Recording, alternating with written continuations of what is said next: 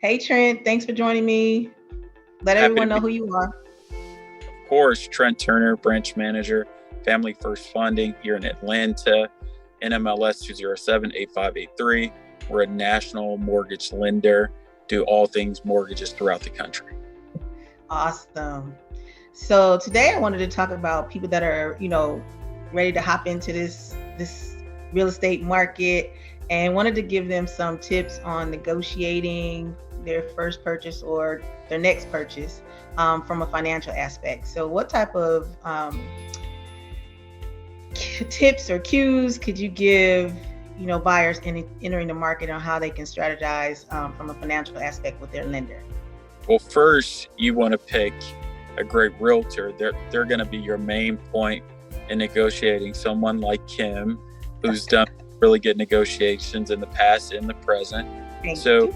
your realtor is your step number one, ensuring that that person has a lot of experience and knows how to navigate and close multiple transactions, or maybe they're new and they have a broker that's very experienced and can help them negotiate.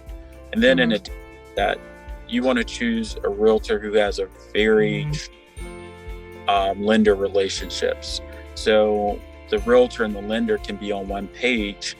And when you're making an offer and you're negotiating and countering, the realtor is able to communicate with the lender on how quick can we close to make an offer more attractive. Let's say, for instance, the price of a home is $300,000 and your budget is $250,000.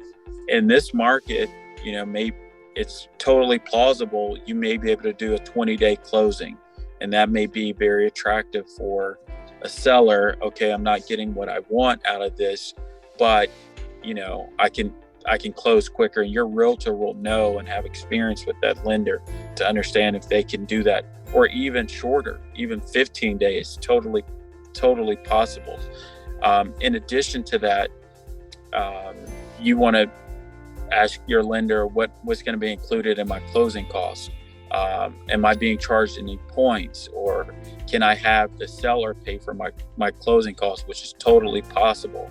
So if you're putting less than 10% down on a conventional loan, the maximum contributing party closing costs 3%. So the maximum anyone can contribute to the buyer's closing costs 3%. FHA off the top is 6%, no matter how much you're putting down. But if you are to go over the 10% down, you can do 6%. So you're able to negotiate and act for that. In addition, we talked about 2-1 buy downs on a previous call, negotiating that from a financial standpoint. But in some shortcuts you want to think about, for every $10,000 in the purchase price, that's about $55. So for every $1,000, that's $5.50. So if you're at a stalemate with the seller and the house is $300, you want to offer $290, they say no, I want $300. So in your head you can factor, okay, that's $55 based on today's conditions, $55 extra dollars a month for that extra $10,000. How many? 55 divided by 4 weeks in a month, that's about $14 a week. That's 3 Starbucks trips a week, 2 to 3 Starbucks trips a week. It's getting this house that checks all the boxes for you. Maybe you sacrifice on a couple of Starbucks trips a week, get the house you really want, and then being able to discuss with your lender different tactics to sweeten the deal along with your realtor to make sure that you're really offering a solid offer. So those are a few things, and there's so many more that we can obviously discuss. Questions. Awesome. So being pre-approved versus pre-qualified can be a benefit in your negotiation as well. Can you explain the difference between the two? 100%. So pre-qualification is the lender is listening to what you're telling them or what you submitted on an online application, but they haven't actually verified those documents and they haven't run you through a desktop underwriting system. So a pre-approval, you're telling us how much you make. We're reviewing your pay stubs. We're reviewing your W-2s or your tax returns, depending on your situation. And we're submitting that application to a digital underwriting system that's giving us a pre-approval. So we feel very confident that you're totally qualified and pre-approved to purchase this home. We just have to check the boxes with appraisals, inspections, and verifying that you're still on the job by the time we close. But you're pretty much ready to go. Whereas a pre-qualification, the income could be totally different than what you told the lender.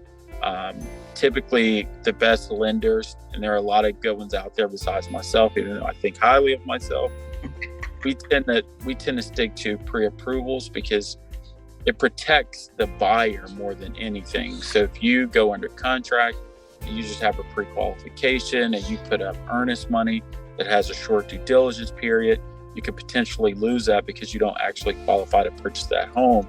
Saves a realtor a bunch of time. They're not running around showing homes that you technically can't afford or qualify for. So it makes everyone's life a little bit easier, but mostly the buyer in the long run. Awesome. That's great information.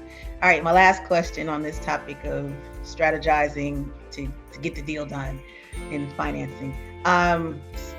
Some lenders will write letters in support of buyers, or just kind of let the seller and the potential listing agent know that they've done some steps to make sure that they're ready to go. So how can the lender help in the negotiation process from that standpoint, either from writing a letter or actually getting on the phone with a seller's representative? So myself and my LOs, my loan officers, once an offer is submitted, typically we will reach out to the listing agent via phone call and email and let them know, if they're pre-approved, how strong their offer is, their financials have been vetted, how soon we can close, other transactions within that zip code we close within X amount of days, to really ensure the listing agent and the seller that you're ready to go, and it'll be a smooth, seamless process that goes a long way with getting an offer accepted. Awesome. All right, Trent, how can people find you? Of course, they can reach me at my direct phone number, 601-291-3135. They can reach me on Instagram at Banking on Real Estate, as well as our website, fam1fund.com. That's FAM, the number 1, FUND.com. Awesome. Thanks, Trent. Thanks. 2023, I'll be talking to lenders, some of my vendor partners, just to give you a better idea of how the process works. So buying a home, selling a home. I think education is very important at this time to keep buyers and sellers informed about what's happening in the market. So look out for those videos. Thanks.